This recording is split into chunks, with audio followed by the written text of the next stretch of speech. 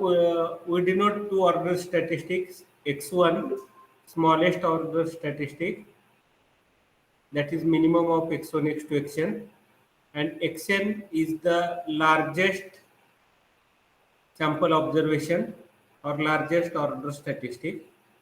And as we observe the joint density function, and if we try to use Neyman-Fisher factorization theorem for this joint density function, we have some difficulty, and that difficulty is in this present form the function of t and theta is not observed. So factorization theorem means we have to factorize this joint density function into two parts. But here the function of statistic and estimator is not observed here.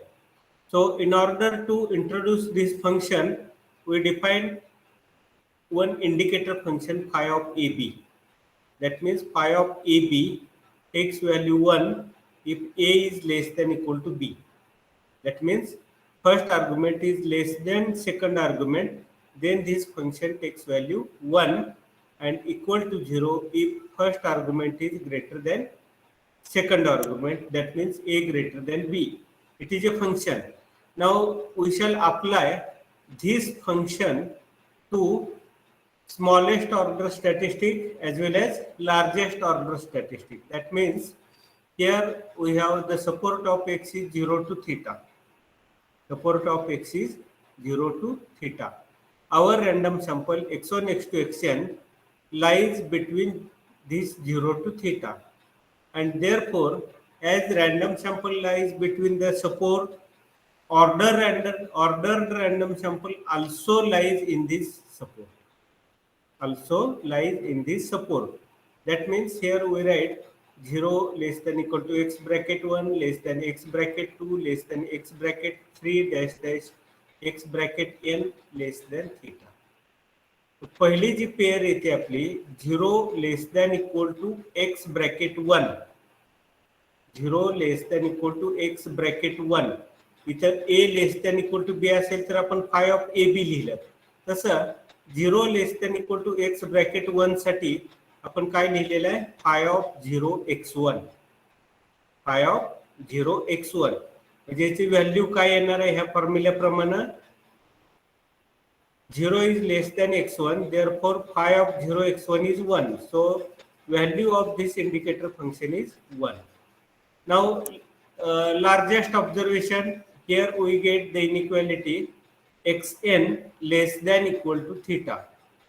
So for this inequality we define second indicator function phi of xn theta, and since xn is less than theta, therefore value of this function is also equal to 1.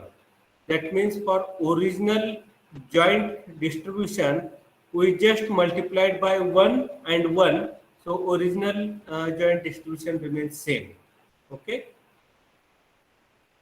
now this is our complete joint density function, which involves the term of parameter, term of statistic, and the function which is independent of parameter. So if we observe this first term, it contains parameter. Second term, it is a function of parameter and statistic. So according to Neyman-Fisher factorization theorem, we take this part into one bracket. And this term phi of 0 x1, this term does not contains any parameter. It is a function of x1, x2, xn alone. Therefore we take this term as a second part of factorization theorem. So this first part we call it as g of tx theta. Here tx means the statistic based on x1, x2, xn, and here if we observe in this formula, statistic based on x1, x2, xn is x bracket n. So we call this x bracket n as the sufficient statistic for parameter theta. And second bracket, it is independent of theta, so we call it as h of x. So this is the Neyman-Fisher factorization theorem. And as per this factorization theorem, we get Tx is nothing but xn. So by Neyman-Fisher factorization theorem, Tx equal to xn is sufficient statistic for parameter theta. अशा प्रकारचे adjustment आपल्याला कधी करावी लागते? हे जे function आपण दोन ऍड केलेले आहेत, फाय ऑफ एक्सएन थीटा किंवा फाय ऑफ 0x1, हे या फंक्शनच्या आधारे ह्या दोन्हीच्या फंक्शनच्या व्हॅल्यू 1 1 आहेत, परंतु डायरेक्ट ह्याचं फॅक्टरायझेशन आपल्याला करता येत नाही, कारण यामध्ये एक्सची टर्मच येत नाही. म्हणून आपण ही ऍडजस्टमेंट केलेली आहे. आणि अशाच प्रकारची ऍडजस्टमेंट आपण अगोदरच्या एक्झाम्पलमध्ये सुद्धा केलेली होती डिस्क्रेट युनिफॉर्म डिस्ट्रीब्युशनमध्ये. डिस्क्रेट युनिफॉर्म डिस्ट्रीब्युशनचा PMF येतो 1/n चा प्रॉडक्ट n टाइम्स, म्हणजे 1/n⁻n. आता इथं हे जे सॅम्पल्स आहेत यामधलं लार्जेस्ट सॅम्पल ऑब्झर्वेशन हे xn असेल आणि ते ऑब्झर्वेशन ह्या रेंज पैकीच एक असेल. So it should be less than equal to n. It should be less than equal to n, and therefore we write here function phi of xn n. याची value काय येते? 1 येते. आणि दुसरं फंक्शन phi of 1x1 याची value सुद्धा 1 येते. Now next example, normal distribution x1 x2 xn, random sample from normal mu sigma square. Find a sufficient statistic for mu when sigma square known. Second, for sigma square when mu is known. And third, sufficient statistic for mu and sigma square where both are unknown. So first step in order to obtain sufficient statistic is first try to write the PDF of given distribution. So here normal distribution is given. So we write its PDF as 1/sigma square root 2 pi e raised to minus 1/2 sigma square x minus mu bracket square for minus infinity less than x less than infinity, minus infinity less than mu less than infinity, and sigma square greater than 0. This is the PDF. Now joint distribution x1 x2 xn, that means product of this PDF n times. So if we take product of this constant n times, it becomes 1/sigma square root 2 pi bracket raised to n e raised to minus 1/2 sigma square as it is, and product of this e raised to x1 minus mu square into e raised to x2 minus mu square. So it becomes summation I equal to 1 to n xi minus mu bracket square. So this is the joint PDF, and we call this joint PDF as equation number 1. Now first case, we have to obtain sufficient statistic for mu when sigma square is known. So in this equation 1, we have assumed that both parameters are unknown. Therefore, we have written range of both parameters, minus infinity less than mu less than infinity, sigma square greater than 0. And here we have mentioned in the PDF formula the unknown parameters also, mu and sigma square. Now in first case, sigma square is known. Therefore, this PDF becomes the PDF of joint density function x1 x2 xn with only unknown parameter mu. Now sigma square is known, only unknown parameter is mu. So it becomes 1/sigma square root 2 pi raised to n e raised to minus 1/2 sigma square summation xi minus mu bracket square. Now this quantity we have modified as xi minus x bar plus x bar minus mu bracket square. म्हणजे काय केलं आपण, x बार एकदा minus केला आणि एकदा plus केला. Minus plus cancel होऊन ओरिजिनल टर्म आपल्याला मिळेल X I minus mu bracket square. Now first constant as it is exponential e raised to minus 1 upon 2 sigma square.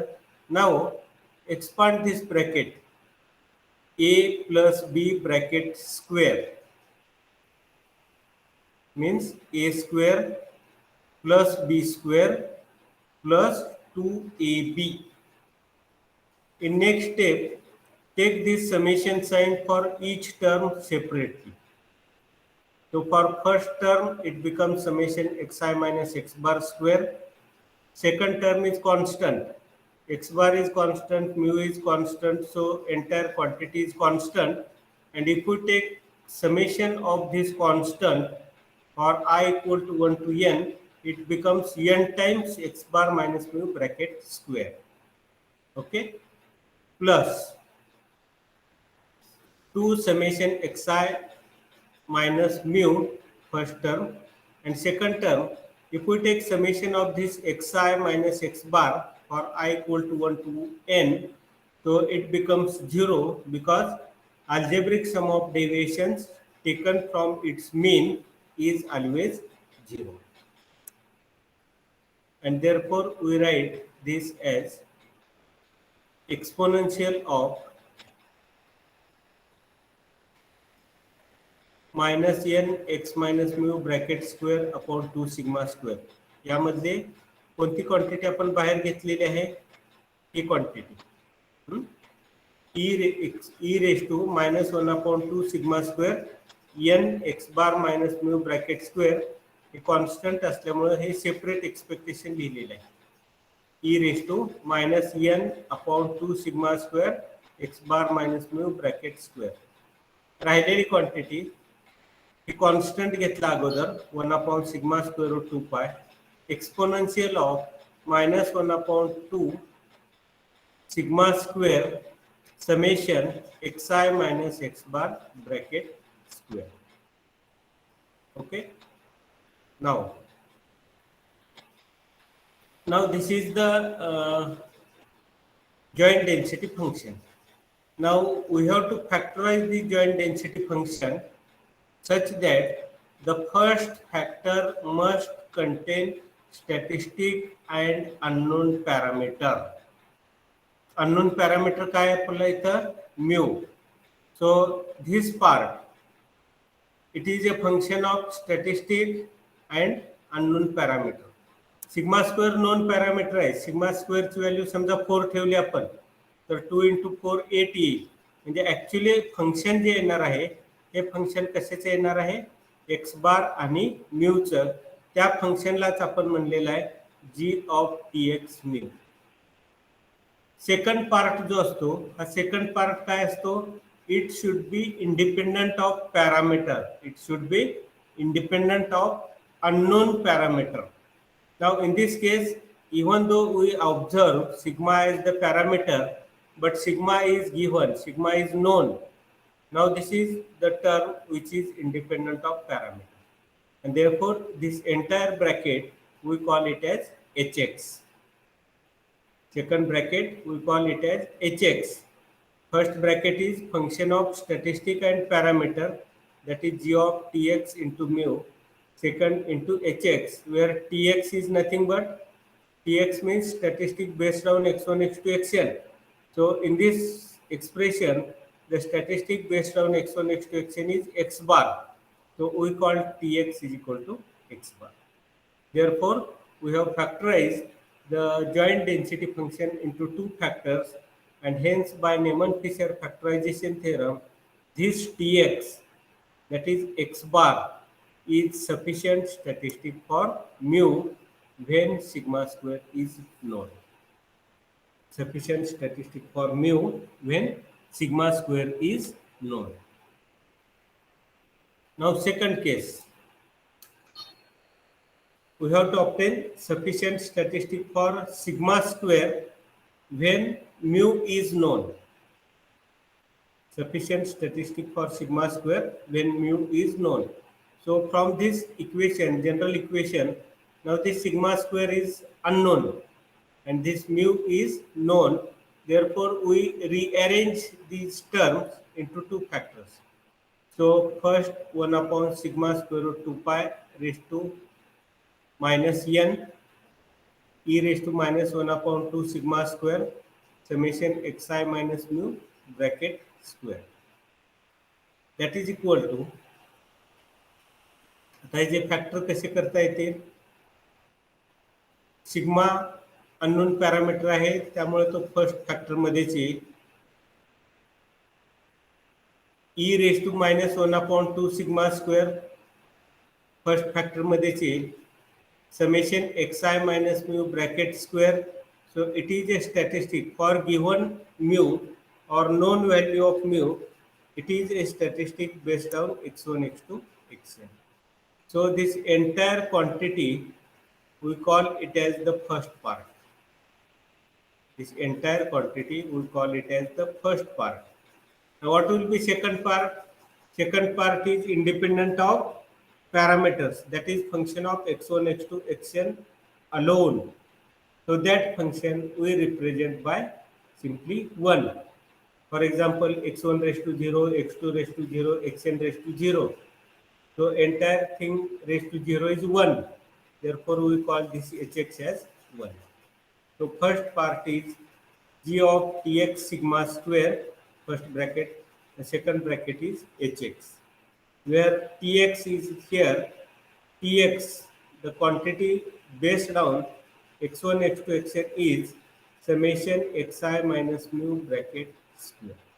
And therefore, this quantity where mu is known is sufficient statistic for sigma square.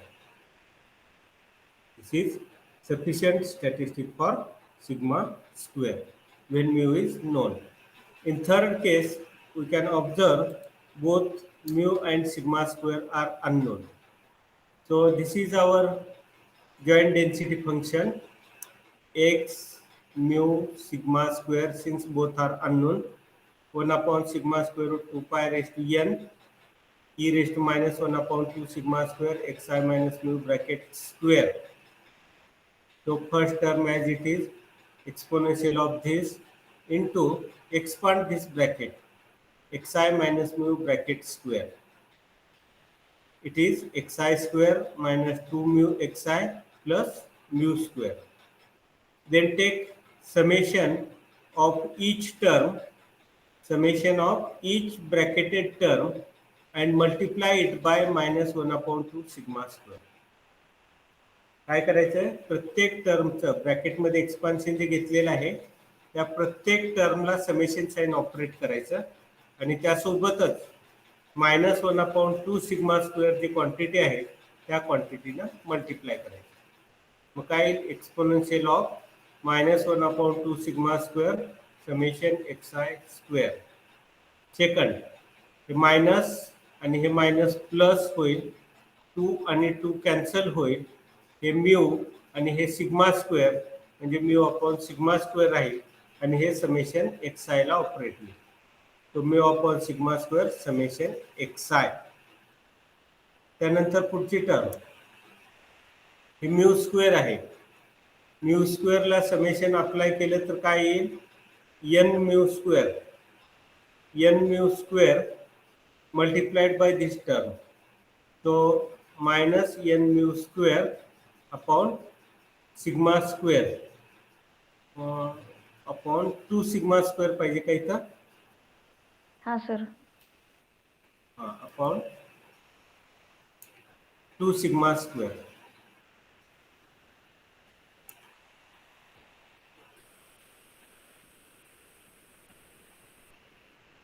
That is 1 upon sigma square root 2 pi raised to n e raised to minus 1 upon 2 sigma square summation xi square plus mu upon sigma square summation xi minus n mu square upon 2 sigma square. आणि second partition आपण घेतलेला आहे factor bracket 1. आता यामध्ये पहिला factor आपल्याला काय पाहिजे, it should be the function of unknown parameters and the function of x1 x2 xn. आता या पहिल्या ब्रॅकेटमध्ये जर आपण पाहिलं तर अननोन पॅरामीटर काय आहेत आपले म्यू आणि सिग्मा स्क्वेअर आहे. इथं सिग्मा आहे, इथं सिग्मा आहे, इथं सिग्मा आहे, इथं सिग्मा आहे. त्यामुळे हे टर्म कंपल्सरी आपल्याला पहिल्या पार्टमध्ये घ्यावेच लागते. त्यानंतर म्यू आहे, इथं म्यू आहे, म्यू सुद्धा अननोन पॅरामीटरच आहे. त्यामुळे ह्या टर्म सुद्धा आपल्याला पहिल्या पार्टमध्येच घ्यावे लागते. त्यानंतर अननोन पॅरामीटर सिग्मा स्क्वेअर सी रिलेटेड असणारं स्टॅटिस्टिक समेशन एक्स आहे. सिग्मा स्क्वेअर सी रिलेटेड असणारं statistic summation x I square आहे आणि म्यू सी रिलेटेड असणारं स्टॅटिस्टिक जे आहे ते समेशन एक्स आय आहे. म्हणजे आता बघा आपल्याकडे दोन अननोन पॅरामीटर आहेत, म्यू आणि सिग्मा स्क्वेअर, आणि तसेच आपल्याकडे दोन स्टॅटिस्टिक आहेत, एक समेशन एक्स आय आहे आणि दुसरं समेशन एक्स आय स्क्वेअर आहे.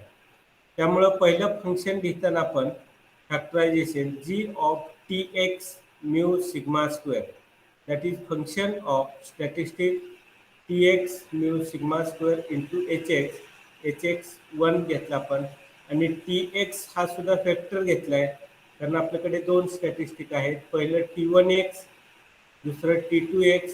या T1 एक्सला आपण समेशन एक्स आय घेतलं आणि या T2 एक्स म्हणजे summation x I square. So according to Neyman-Fisher factorization theorem, this bracket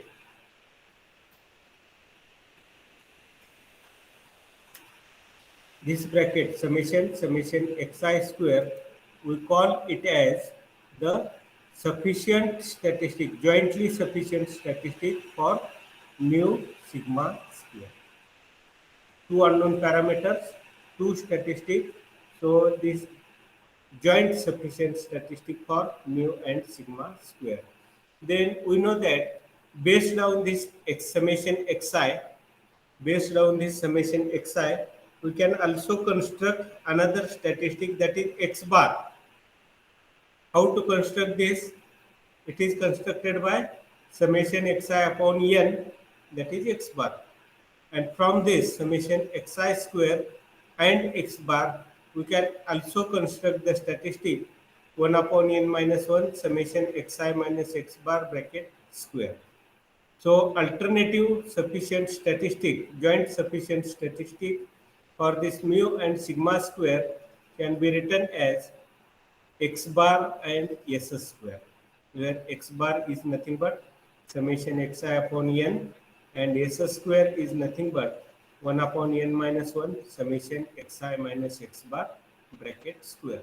So this is also a sufficient statistic, joint sufficient statistic, or we can write this joint sufficient statistic as x bar s square. One remark, x bar is not sufficient for mu when sigma square is unknown. पहिल्या केसमध्ये आपण sufficient statistic काढलेलं आहे x बार, हे कधी काढलेलं आहे? Sigma square non असताना. सिग्मा स्क्वेअर जर अननोन असेल तर एक्स बार सफिशियंट स्टॅटिस्टिक होऊ शकत नाही. दुसरं, S square is not sufficient for sigma square when mu is unknown. However, sigma square is known, x bar is sufficient statistic for mu, that is x bar mu known means mu equal to mu 0, then summation xi minus mu 0 bracket square is sufficient statistic for sigma square. Okay, is it clear? There is common procedure to obtain sufficient statistic. First stage is to write PDF. Second stage, write joint density function. And third stage, try to factorize the joint density function into two parts or two factors, in which the first factor is the function of statistic and parameter, and second factor is independent of parameter. So if we apply these three steps to any PDF, we can easily obtain the sufficient statistic for the unknown parameter. Now next, we consider gamma distribution, which is also having two parameters, alpha and beta. In first case, we have to obtain sufficient statistic for alpha when beta is known. Second, for beta when alpha is known. And third, for alpha and beta.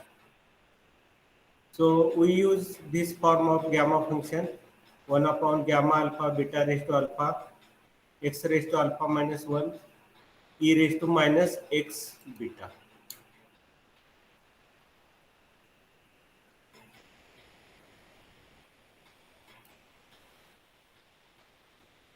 Then write joint density function,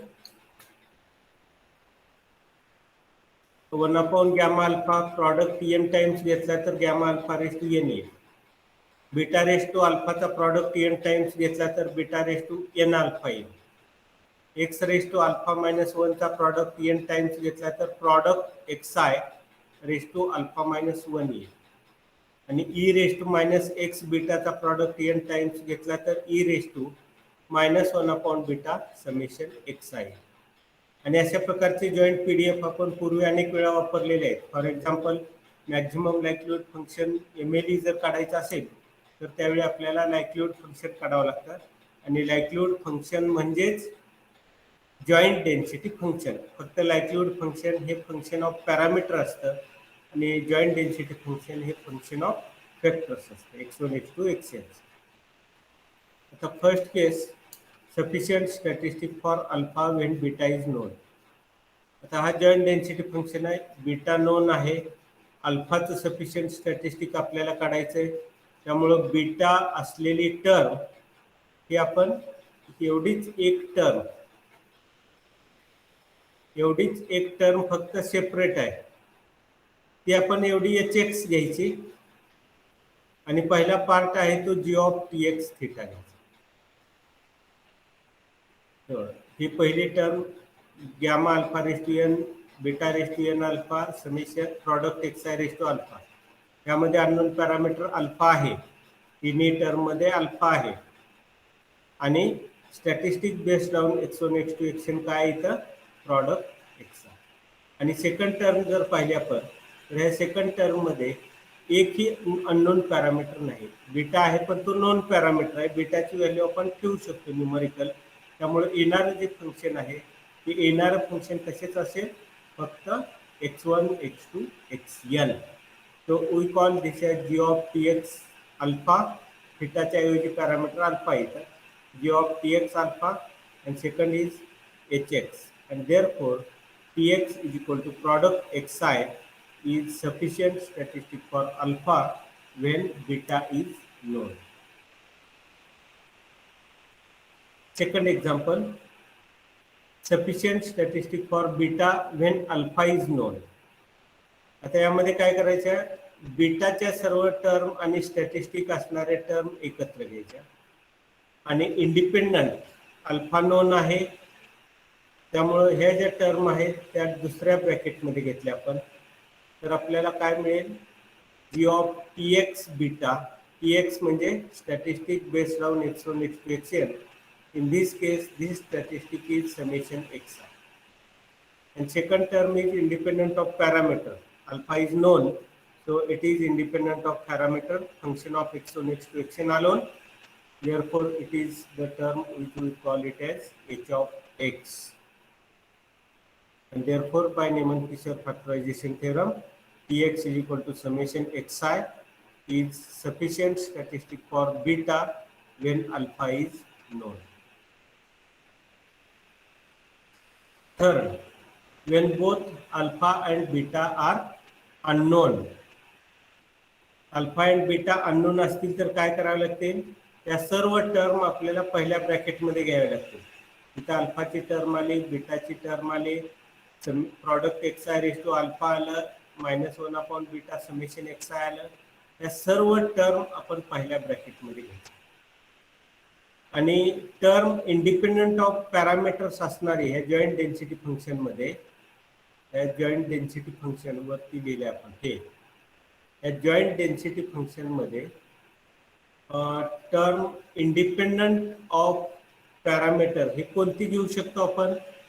आता इथं बघा, product x I raise to alpha minus 1 आहे, म्हणजे हे आपण असं लिहू शकतो की नाही, product x I raise to alpha divided by product x I raise to 1, आणि ती टर्म आपण इथं घेतली, product x I raise to alpha इथं घेतली आणि -1 जे होतं ते 1/x घेतले, आणि ही जी टर्म आहे याला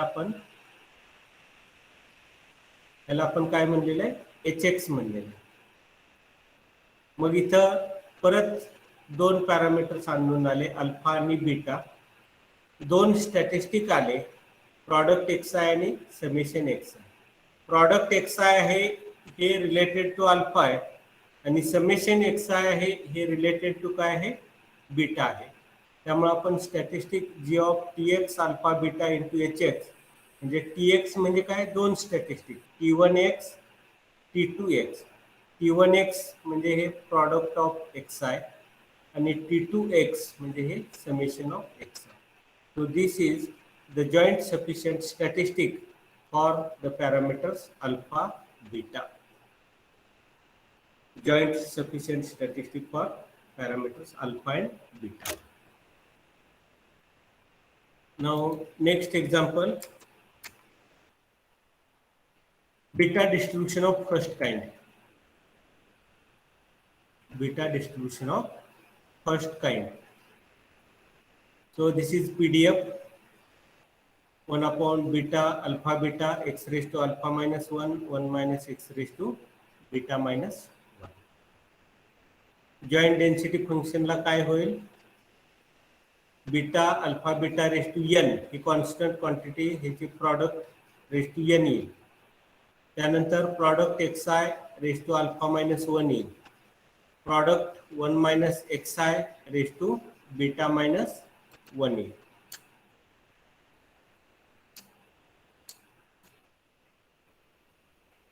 Now first sufficient statistic for alpha when beta is known. अल्फासाठी सफिशियंट स्टॅटिस्टिक काढायचे, त्यामुळं पहिल्या ब्रॅकेटमध्ये काय येईल, ही कॉन्स्टंट टर्म येईल आणि product x I raise to alpha minus 1, त्यातला पण product x I raise to alpha एवढंच आपण इथं घेऊ, आणि product x I raise to -1 म्हणजे डिनॉमिनेटरला ते आपण पुढच्या टर्ममध्ये घालवू शकतो. So this will be the sufficient statistic for alpha when beta is known. This is sufficient statistic for alpha when beta is known. आणि बीटाचं सफिशियंट स्टॅटिस्टिक काढायचं असेल तर काय करावं लागेल, ही टर्म एक येणार पहिल्या ब्रॅकेटमध्ये, आणि product 1 minus X I raise to beta minus 1, यामध्ये हा प्रॉडक्ट ह्याच्यातलं बीटा -1 जे आहे ते -1 आपण डिनॉमिनेटरला घेऊन इकडे खाली घेऊ शकतो.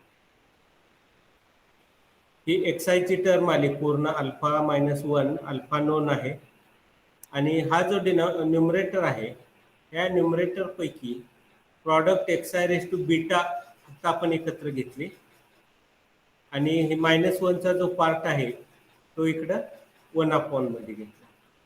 So in this case, what will be the sufficient statistic? Product 1 minus xi raised to beta, it is a function of x1, x2, xn. So we call this as the statistic Tx, unknown parameter beta. Therefore, Tx is equal to product 1 minus xi is sufficient statistic for beta when alpha is known. In next case, we have to obtain sufficient statistic for alpha, beta, both are unknown. Therefore, this joint density function, हे 1 beta alpha beta raised to n हे येणार, product x I raise to alpha -1 पैकी alpha इथं घेतला, पण -1चा part डिनॉमिनेटरला घेतला, product 1 minus X I raise to beta -1 त्यामधला -1चा पार्ट इथं घेतला, आणि हे जे फंक्शन आहे it is a function of unknown parameters alpha beta and two statistics, product xi and product 1 minus xi. So this product xi, product 1 minus xi, this is the joint sufficient statistic for alpha beta. This is the joint sufficient statistic for alpha and beta. So this is the part which we have studied. We would call it as the sufficiency principle. What is the main object of sufficiency principle? Main object of sufficiency principle is the data reduction or data condensation. And we have studied two methods of obtaining sufficient statistic. First method is conditional distribution of x given t. If it is independent of parameters, then that t we call it as the sufficient statistic for parameter theta. Now in next part we have to study minimal sufficient statistic. Sufficient स्टॅटिस्टिकचा main object काय आहे? Data reduction. For example, from given data values x1, x2, xn, we can obtain a single statistic, for example x bar. So n observational data is reduced in single observation, so it is a statistic. Why it is sufficient? So we have seen for Poisson distribution or normal distribution, summation xi is sufficient statistic, and hence x bar, which is a function of sufficient statistic, is again a sufficient statistic. For example, uniform distribution over 0 to theta xn, the largest sample observation, is the sufficient statistic. That means n observation we can reduce in single observation, that is xn, and for uniform distribution we have shown that this observation is a sufficient statistic. Now next concept is minimal sufficient statistic. Minimal sufficient statistic. So first thing you have to keep in mind is that minimal sufficient statistic, as this name includes sufficient statistic, so first thing is that it is a sufficient statistic. Minimal sufficient statistic is a sufficient statistic. So what is its concept? Sufficient statistic, further we can reduce to condense the data. Sufficient statistic, further we can reduce the condense the data. But minimal sufficient statistic is the large condensation of data, which further we cannot condense it into smaller number. Therefore, minimal sufficient statistic is only the statistics which further cannot be reduced. Sufficient statistic परत आपण reduce करू शकतो. For example, कुठले example सांगू तुम्हाला? युनिफॉर्मच सांगतो. Uniform distribution, random sample x1, x2, xn from uniform 0 theta. Okay, आता या एक्झाम्पल साठी पहिले स्टेटमेंट लागू होते का बघा? Entire sample data is sufficient statistic. Okay, because it contains information and no information is lost. Therefore, it is sufficient statistic for parameter theta of uniform distribution. Second, any one-to-one function of sufficient statistic is also sufficient. And sufficient statistic is obtained by many other sufficient statistics as their functions. We have seen by the property of sufficient statistic, that is one-to-one function can also be sufficient statistic. That means for a single parameter there can be more than one sufficient statistic. Now, for the same, we have obtained xn, x bracket n, largest sample observation as the sufficient statistic for uniform distribution 0 to theta.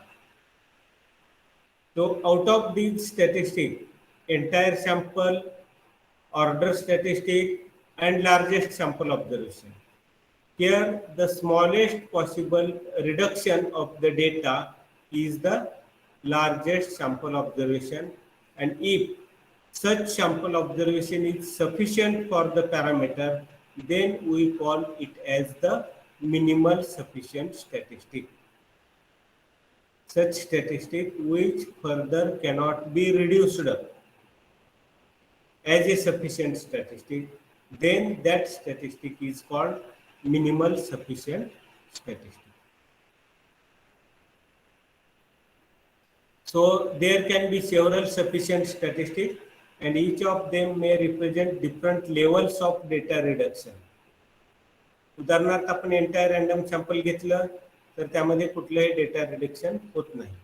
Order statistic sufficient statistic आहे, परंतु त्यामध्ये सुद्धा data reduction होत नाही, फक्त आपण rearrangement करतो आहे त्या डेटाची. आणि एक्स बार यामध्ये डेटा रिडक्शन होतं, किंवा X bracket N largest sample observation यामध्ये सुद्धा डेटा रिडक्शन होतं. So there can be several sufficient statistics and each of them may represent different levels of data reduction, but amount of information they carry about theta is same, which is equal to the amount of information carried by the entire sample data itself.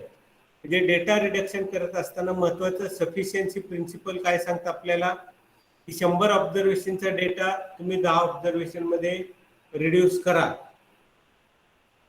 100 ऑब्झर्वेशनचा data तुम्ही 10 observation मध्ये reduce करा, परंतु ते करत असताना 100 observation मधून जी तुम्हाला unknown parameter बद्दलची इन्फॉर्मेशन मिळणार आहे तेवढीच इन्फॉर्मेशन त्या 10 ऑब्झर्वेशन मधून सुद्धा मिळाली पाहिजे, तरच त्या 10 ऑब्झर्वेशनच्या डेटाला आपण सफिशियंट स्टॅटिस्टिक म्हणतो.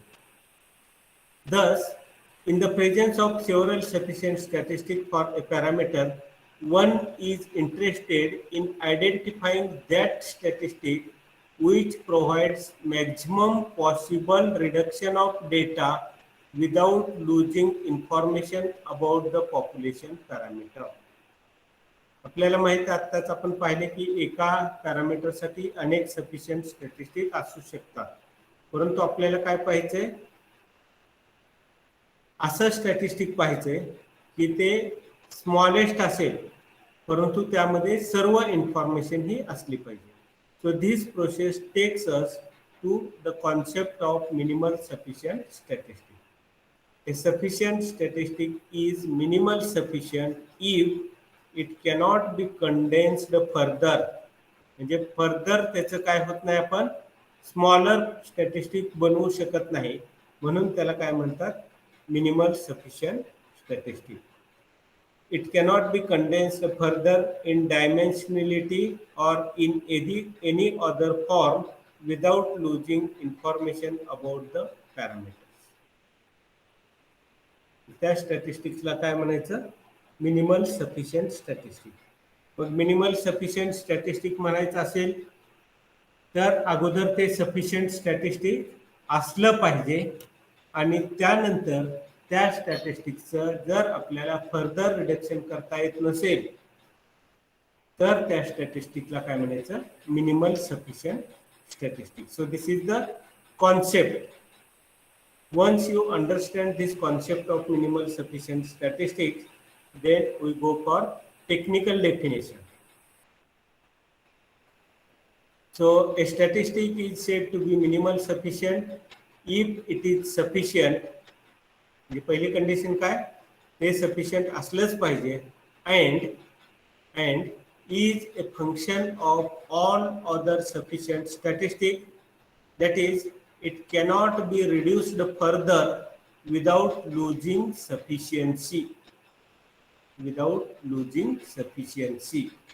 A minimal sufficient statistic that has achieved the maximum amount of data reduction possible while still retaining all information about the parameter theta. Minimal sufficient statistic कशाला म्हणायचं हे पहिलं ते सफिशियंट असलं पाहिजे, त्यानंतर त्यामध्ये मिनिमम पॉसिबल रिडक्शन हे झालं पाहिजे आणि ते रिडक्शन करत असताना मॅक्झिमम अमाऊंट जी आहे इन्फॉर्मेशनची ती अमाऊंट त्या स्टॅटिस्टिकमध्ये असली पाहिजे, तरच त्या स्टॅटिस्टिकला काय म्हणायचं minimal sufficient statistic. Note, a minimal sufficient statistic may not always exist. Okay. दूसरं, a minimal sufficient statistic is not unique. आणि तिसरं आहे, any one-to-one function of minimal sufficient statistic is also a sufficient statistic. Now in next we will see how to construct this minimal sufficient statistic. So as usual, we have x1, x2, xn IID from the distribution having PDF or PMF f of x theta. That means for discrete distribution we call it as PMF, and for continuous distributions we call it as the PDF. Suppose there exists a statistic Tx such that for any two possible points, vector x and vector y, in the sample space, the ratio f of vector x theta upon vector y theta is free from theta if and only if Tx equal to Ty. Then this Tx is the minimal sufficient statistic. Concept अगदी simple आहे. काय करायचं आपल्याला, दिलेला PDF किंवा PMF असतो तो घ्यायचा f ऑफ x थीटा, त्यानंतर त्याचं जॉईंट डेन्सिटी फंक्शन द्यायचं, ते काय असतं f of vector x theta. त्याच पद्धतीने x च्या ऐवजी फॅक्टर y रिप्लेस करायचा आणि दुसरा जॉईंट PDF घ्यायचा. x च्या ठिकाणी फॅक्टर y रिप्लेस करून दुसरा PDF लिहायचा आणि त्या दोन्हीचा रेशो घ्यायचा. तो रेशो इंडिपेंडंट ऑफ थीटा करण्यासाठी आपल्याला Tx इक्वल टू Ty ही कंडिशन आवश्यक आहे. जर Tx इक्वल टू Ty घेऊन जर हा रेशो इंडिपेंडंट ऑफ थीटा किंवा फ्री फ्रॉम थीटा झाला तर या Tx ला काय म्हणायचं मिनिमल सफिशियंट स्टॅटिस्टिक. आलं का लक्षात? सफिशियंट स्टॅटिस्टिक्सला आपण इथपर्यंतची प्रोसिजर करतोच. दिलेला PDF असतो आपल्याकडे, त्याच्यावरून जॉईंट डेन्सिटी फंक्शन लिहितो आणि जॉईंट डेन्सिटी फंक्शनचं दोन फॅक्टर नेमन फिशर फॅक्टरायझेशन प्रमाणे दोन फॅक्टर करायचे. First factor function of statistic parameter, second factor function of x alone.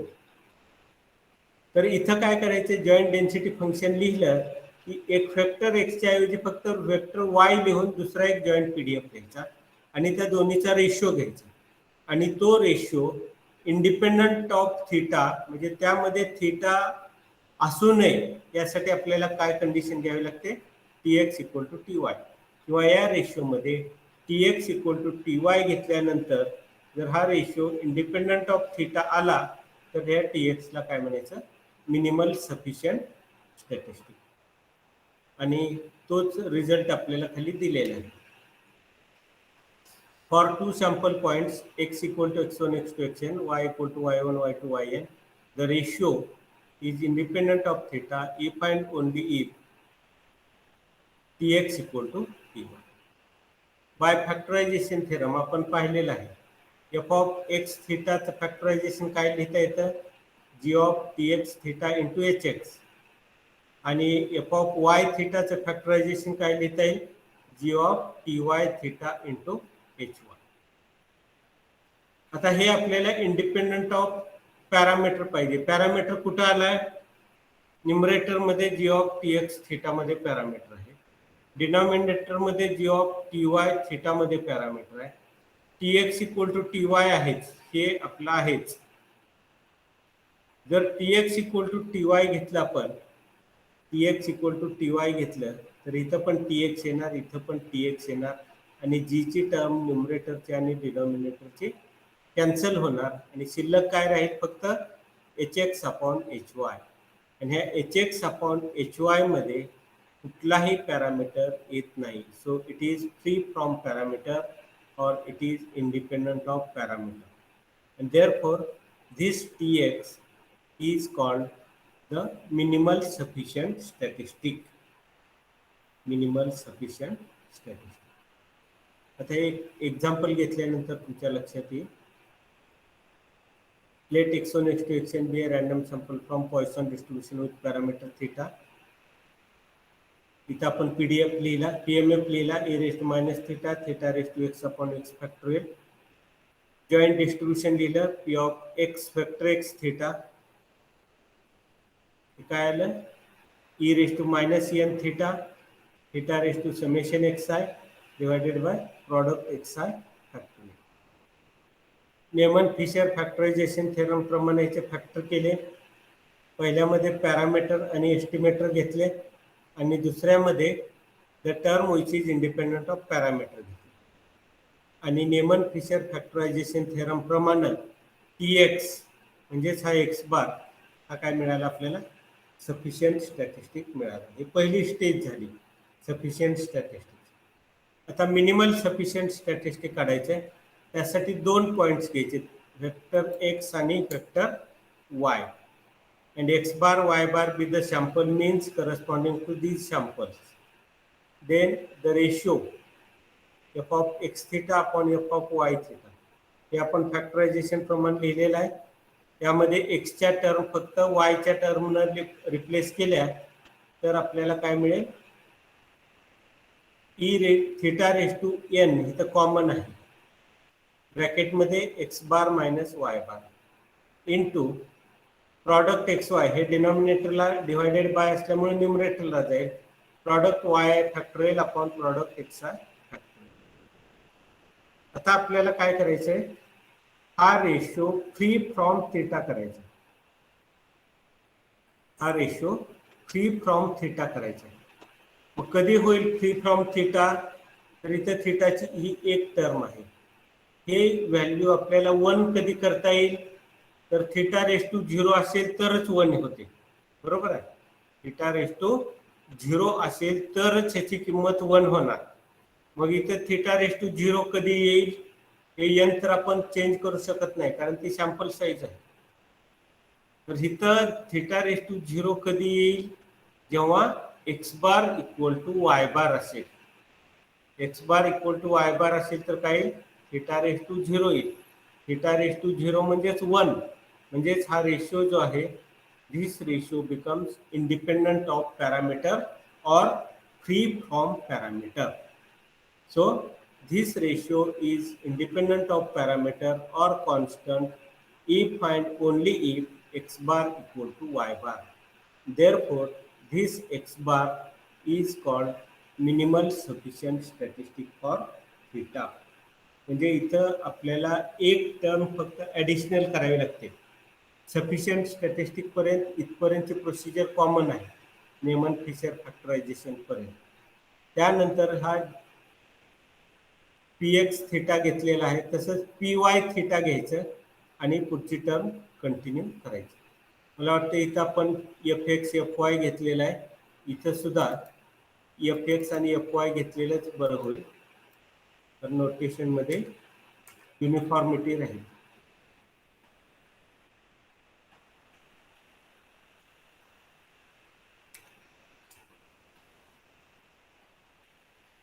लक्षात आलं का मिनिमल सफिशियंट स्टॅटिस्टिक कसं कॅल्क्युलेट करायचं? हो सर. पीडीएफ लिहायचा, जॉईंट पीडीएफ हो लिहायचा, सर. त्यानंतर फिशर फॅक्टरायझेशन थेरम प्रमाणे सफिशियंट स्टॅटिस्टिक काढायचं अगोदर, आणि नंतर x vector x vector Y असे 2 पॉईंट घ्यायचे आणि त्या पॉईंटला रेशिओ घ्यायचा आणि तो रेशिओ इंडिपेंडंट ऑफ पॅरामीटर असण्यासाठी आपल्याला T X equal to T Y ही कंडिशन घ्यावी लागते. आणि जर त्या कंडिशननं जर रेशिओ इंडिपेंडंट ऑफ थिटा आला तर त्या स्टॅटिस्टिक्सला मिनिमल सफिशियंट स्टॅटिस्टिक असं म्हणायचं. आता युनिफॉर्मचं एक एक्झाम्पल घेऊ आपण. x1 x2 xn uniform 0 theta. याचं सफिशियंट स्टॅटिस्टिक्स आपण मगाशीच पाहिलेलं आहे पहिल्या एक्झाम्पलमध्ये आजच्या. हा PDF झाला, हा जॉईंट PDF झाला. यामध्ये आपण फाय ऑफ ए आणि बी च्या टर्म ऍड करून सफिशियंट स्टॅटिस्टिक इथं काय काढलेलं होतं, xn. xn is sufficient statistic for parameter theta of uniform distribution. आता सेकंड स्टेज मध्ये हे रेशिओ घ्यायचे. एफ ऑफ एक्स थिटा ची किंमत ही आहे. एफ ऑफ वाय थिटा ची किंमत कशी काढायची, तर एक्सच्या जागी फक्त वाय रिप्लेस करायचं. एक्सच्या जागी फक्त वाय रिप्लेस करायचं. वाय रिप्लेस केल्यानंतर हे थिटा रेस टू एन न्यूमरेटरला असलेलं डिनॉमिनेटर आणि डिनॉमिनेटरला असलेलं थिटा रेस टू एन हे कॅन्सल होईल. शिल्लक काय राहील, phi of X N theta, phi of Y N theta, phi of 0x1, phi of 0y1. आता यामध्ये पुढचा जर पार्ट पाहिला तुम्ही तर हा जो रेशिओ आहे दुसरा part, five of 0x1 upon five of 0y1, it is already independent of parameter theta. Okay. आता आपल्याला हा पार्ट इंडिपेंडंट ऑफ पॅरामीटर करायचा. हा पार्ट इंडिपेंडंट ऑफ पॅरामीटर करायचा असेल तर हा जो रेशिओ आहे ह्या रेशिओची व्हॅल्यू 1 यायला पाहिजे. मग 1 कधी येईल, already it is a function. या फंक्शन मध्ये इथं xn आहे, इथं सुद्धा आपण yn ची किंमत xnच ठेवली तर five of xn theta upon five of xn theta cancel होईल, 1 राहील. आणि हे जे राहिलेलं फंक्शन आहे हे काय असेल, free from theta. That means this ratio is independent of parameter theta if and only if xn equal to yn, and therefore this xn is called minimal sufficient statistic for parameter theta of uniform distribution. तेच म्हणलेलं आहे, the ratio will be independent of theta if and only if xn equal to yn. Therefore tx equal to xn is minimal sufficient statistic for the parameter theta. अशाच पद्धतीचं पुढचे काही examples आहेत, आपण मला वाटतं नेक्स्ट पिरियडला कंटिन्यू करू. 18 number पर्यंत एक्झाम्पल आज पूर्ण झालेले आहेत. 19, 20, 21, 22 आणखी 4 एक्झाम्पल आहेत ते आपण कंटिन्यू करू.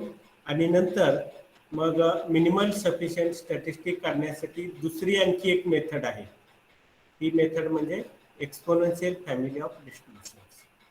म्हणजे हा प्रत्येक वेळी तुम्ही रेशिओ घ्यायची गरज नाही. एकदाच तुम्ही एक्सपोनेन्शियल फॅमिली मधलं स्टॅटिस्टिक हे मिनिमल स्टॅटिस्टिक असतंय हे जर प्रूव्ह केलं तर प्रत्येक वेळी तुम्हाला रेशिओ काढण्याची गरज नाही, सफिशियंट स्टॅटिस्टिक काढण्याची गरज नाही. डायरेक्ट काय करायचं, दिलेलं डिस्ट्रीब्युशन जे आहे ते डिस्ट्रीब्युशन एक्सपोनेन्शियल फॉर्म मध्ये एक्सप्रेस करायचं आणि त्यावरून जे स्टॅटिस्टिक आपल्याला मिळतं ते statistic number 1 it is sufficient, number 2 it is minimal sufficient. So हा जो पार्ट आहे हा आपण नेक्स्ट पिरियडला पाहूया. काय अडचण आहे का समजायला?